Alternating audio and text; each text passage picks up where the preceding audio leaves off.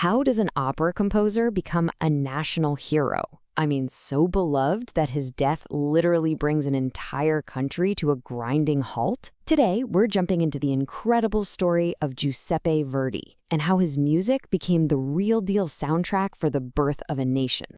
So let's start with just a number, 250,000. Just take a guess. What could this massive figure possibly have to do with a composer back in the 19th century? Well, that number, that was the crowd at his funeral, 250,000 people pouring into the streets of Milan. Now, this wasn't just sadness for a musician. This is the kind of farewell you give a founding father. Which brings us to our big question. How on earth did this happen? To really get it, we need to rewind and look at the world Verdi was born into. Because back in the early 1800s, there was no Italy like we think of it. It was more of an idea, a dream, but it definitely wasn't a country yet. You see, the Italian peninsula was this messy patchwork of states, and a lot of them were actually controlled by foreign powers, especially Austria. One politician famously called it nothing more than a geographical expression. But right under the surface, this powerful nationalist movement was starting to boil. It was called the Risorgimento, or resurgence, this huge passionate cry for a single, independent Italy.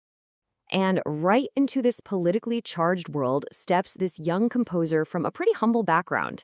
And, whether he planned it or not, his art was about to get tangled up in the fight for his country's very soul. Okay, so this brings us to the soundtrack of the revolution itself, and how this whole legend around Verdi got started. And the story really kicks off with his first big hit. The opera was called Nabucco. Now, the story is about the ancient Jews exiled in Babylon, but it has this one unforgettable piece of music, Va pensiero. It's known as the chorus of the Hebrew slaves. I mean, you can just imagine hearing a line like that when you're living under foreign rule, right? This song, this lament for a lost home, it became the perfect metaphor for what the Italian people themselves were feeling, this deep yearning for freedom. And this is really the heart of the legend. The story that everyone tells is that on opening night, the audience was so electrified, so moved by this chorus, that they demanded an encore right then and there. And from that moment on, they basically adopted it as their revolutionary anthem. The connection just got stronger and stronger, until Verdi himself became a symbol. His name, his actual name, took on a secret political meaning. And this is where it gets really, really clever. People would scribble Viva Verdi on city walls or shout it in theaters. But it wasn't just a cheer for the composer. Nope, it was a secret code, an acronym, calling for revolution under a new Italian king. So clever. An artist whose music single-handedly fuels a revolution. I mean, it's a perfect story, right? Maybe a little too perfect. And that gets you thinking, how much of this incredible romantic tale is actually true? And how much of it is, something else entirely? Well, modern research tells a bit of a different story. It turns out that famous encore at the premiere, it probably never even happened. And Va pensiero only really became seen as an anthem years after Italy was already a unified country, less of a spark for the fight and more of a fond memory of it. So it seems like once the new nation was born, its people really needed a powerful founding myth.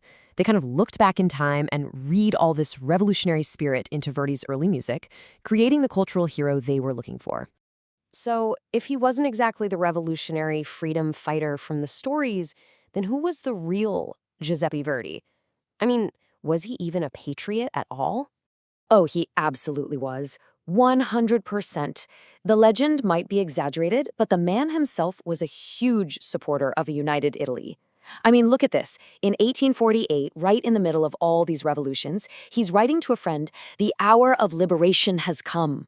He even composed a super patriotic opera, and then, after unification in 1861, he actually served in the very first Italian parliament. So that brings us to the biggest question of all. If the legend isn't totally accurate, why does it matter so much? And why do we still tell this story? The real answer isn't buried in some secret code. It's right there in the music itself. Verdi had this unbelievable gift for capturing pure, raw human emotion and setting it to melodies you just can't forget. And that's why the movement adopted his work. The spirit of his music, the struggle against tyrants, the longing for home, the hope that you'll win in the end, it just felt like their story. His music was the perfect emotional soundtrack for a people trying to become a nation. So, in the end, Verdi's legacy is this fascinating blend of the real man he was and this huge, monumental symbol he became. That myth, it wasn't just a fun story, it was a powerful tool. It really did serve a vital purpose. It gave this new, kind of fragile country a shared hero, a shared memory, and a really strong sense of who they were. Which brings us right back to where we started, that funeral. By 1901, the myth and the man were one and the same. That huge crowd wasn't singing Va pensiero because of some story from 1842. They were singing it because over 60 years it had truly, deeply become their song.